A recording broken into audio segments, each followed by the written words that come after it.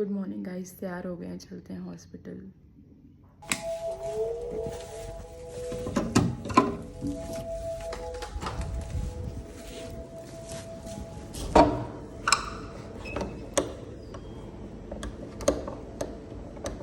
आज बारिश नहीं हो रही है यहाँ पे, लेकिन मैंने फिर भी अम्ब्रेला रख लिया है फॉर इमरजेंसी पर्पस।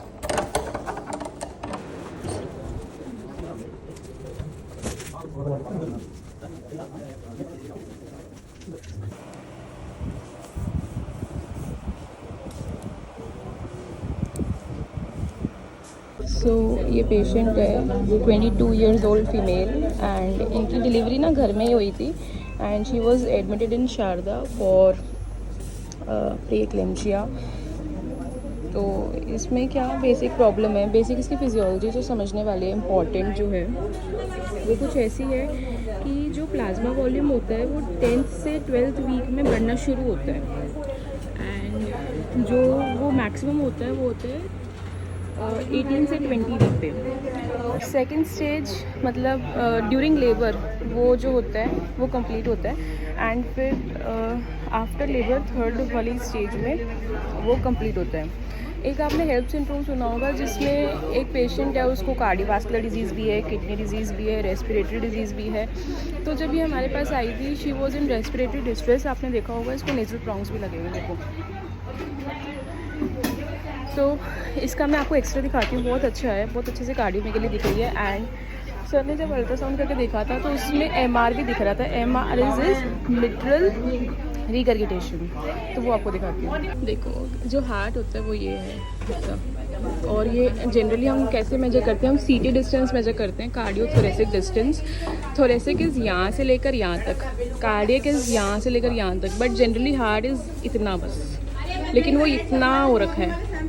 तो ये कार्डियोमेगैली का प्रॉपर एक्सरे है, जिससे थोड़ा सा आइडिया लगाया था कि इसमें MR के चांसेस हैं। अच्छा, फिर इसी पेशेंट को कल इमरजेंसी में एंटी हाइपरटेंसिव एक मेडिसिन दी गई थी, that was vancomycin and that was 100 ml over 10 minutes.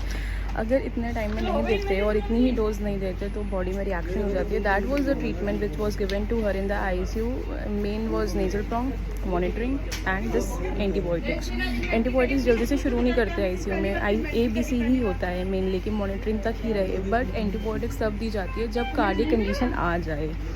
तो इनका अभी भी जैसे ये उन्होंने डिलीवरी करी है तो उसके बावजूद कम उम्र में 22 साल की उम्र में she is having cardiac, kidney and respiratory problem also. There are many other problems also which I have not addressed right now because they are on the least important side. But हाँ, vancomycin कल शुरू कर दी थी and that's all about this patient. तो ये vanity machine है, वैसे तो मैंने आपको वेंटी का सब बता दिया है, एक अलग से वीडियो डाल दी है जो बेसिक डिटेल्स हैं, but something interesting which I have learned yesterday I am telling you. ये तो मोड है नॉन इन्वेजिव मोड, ये FiO2 है, पीप है और ये PS। So about ventilation I am going to tell you some important points. दो चीज़ें होती हैं important, one is breathing and one is ventilation. तो ब्रीदिंग में मेनली ये होता है कि हम ऑक्सीजन अंदर ले रहे हैं एंड जो वेंटिलेशन होता है उसका मतलब होता है कार्बन डाइऑक्साइड हम बाहर दे रहे हैं। तो अगर हम ये बोलते हैं ना non invasive ventilation NIV mode, तो ये एक मिसनोमर टर्म है। क्यों मिसनोमर टर्म है? क्योंकि यहाँ पर हम उनको ऑक्सीजन नहीं लेकिन कार्बन डाइऑक्साइड बाहर फेंकने का काम कर रहे हैं। ऑक्सीजन का काम तो नेजल प्रॉन्ग से होता है, जो ऑक्सीजन सिलेंडर पीछे लगा होता है उससे जो मिल रही होती है। एंड जितना ज़्यादा प्रेशर बढ़ता रहता है उतनी ज़्यादा ही वेंटिलेशन भी बढ़ती रहती है, उतना ही ज़्यादा चेस्ट एक्सपेंशन भी होता रहता है। जो इंस्पिरेटरी प्रेशर है दैट इज़ 10 mmHg, जो expiratory pressure that is 5 mmHg। Expiratory pressure को 5 mmHg से ज़्यादा क्यों नहीं बढ़ाते? क्योंकि उसको एटमॉस्फेरिक प्रेशर के बराबरी में आना होता है। तो वो 5 सेंटीमीटर अबव एटमॉस्फेरिक प्रेशर रहता है ताकि वो बेस लाइन तक पहुंच जाए। अब कई बार क्या होता है, जैसे टाइडल वॉल्यूम होती है, नॉर्मल टाइडल वॉल्यूम है 500 ml, लेकिन अगर टाइडल वॉल्यूम कम है तब उसमें हम क्या करेंगे, इंस्पिरेटरी प्रेशर बढ़ाएंगे और एक्सपिरेटरी प्रेशर भी बढ़ाएंगे। ठीक है, क्योंकि अगर टाइडल वॉल्यूम 500 है तब तो इंस्पिरेटरी और एक्सपिरेटरी को वैसे ही रखो 10 और 5, ये बेसिक वैल्यूज़ है। लेकिन अगर टाइडल वॉल्यूम कम है तब आप इंस्पिरेटरी प्रेशर को according to the patient needs बढ़ा सकते हैं। अब एक चीज़ होती है इंस्पिरेटरी ट्रिगर। इंस्पिरेटरी ट्रिगर क्या होता है कि सपोज़ आपने स्टार्ट किया और यहाँ पे ये डिलीवर हुआ, गाड़ी शुरू करी यहाँ पे डिलीवर हुई। तो इंस्पिरेटरी ट्रिगर है कि यहाँ से यहाँ तक पहुँचने का टाइम कम होना चाहिए, क्योंकि पेशेंट नीड में है इस समय ऑक्सीजन की और या फिर कार्बन डाइऑक्साइड रिमूवल की, उसको वो चीज़ मिलनी चाहिए। उसको हम राइज टाइम भी बोलते हैं। एंड अब एक चीज़ आती है एक्सपिरेटरी ट्रिगर। एक्सपिरेटरी ट्रिगर जो होता है वो यहाँ पे बहुत शुरू हो गया है, आई एम ट्राइंग कि मेरी आवाज़ आप तक पहुँचे। एक्सपिरेटरी ट्रिगर क्या होता है कि वो 25% होता है फ्लो रेट के। फ्लो रेट क्या होता है? Pressure upon time, sorry volume upon time. Expiratory problem जिस पेशेंट को है उसमें एक्सपिरेटरी ट्रिगर की ज़रूरत पड़ती है। फॉर एग्जांपल कोई COPD का पेशेंट है तो उसमें एक्सपिरेटरी ट्रिगर क्या होना चाहिए? कम होना चाहिए। क्यों? क्योंकि वो इंस्पिरेटरी के क्या है 25% है।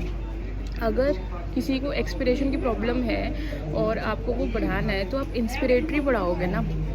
जैसे ही आप वो बढ़ाओगे, वो 25% है उसका, तो एक्सपिरेटरी ट्रिगर क्या हो जाएगा?